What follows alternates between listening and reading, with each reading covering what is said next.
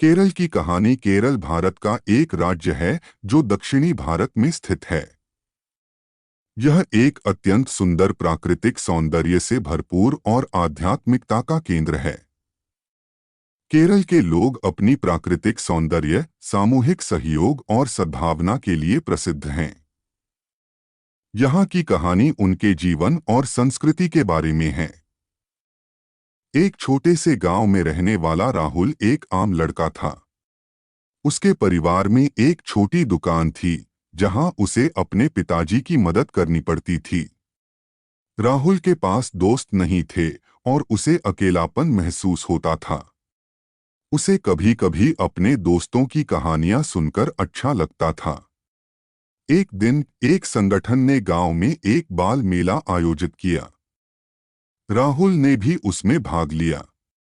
मेले में उसे देखकर उसे बहुत खुशी हुई। वहां उसने केरल की संस्कृति को और लोगों के साथीपन को देखा। उसे इस संस्कृति में डूबने का एक अद्वितीय महसूस हुआ। वह जानना चाहता था कि ये सब कैसे हुआ। राहुल ने अपने पिताजी से पूछा, पिताजी, केरल की संस्कृति और लोगों के एकता का राज क्या है? पिताजी ने मुस्कान देते हुए कहा, बेटा, केरल की संस्कृति और लोगों के साथीपन का राज है जो उनकी सद्भावना, समानता और समरसता में समाहित है। यहाँ के लोग समूह में काम करने, एक दूसरे की मदद करने और खुशहाल जीवन जीने के लिए प्रसिद्ध हैं। राहुल ने समझा कि एक समरस समाज का निर्माण करने के लिए लोगों को एक दूसरे का सम्मान करना, मदद करना और साथ में काम करना जरूरी है। उसने इसे अपने जीवन में अपनाने का निर्णय लिया।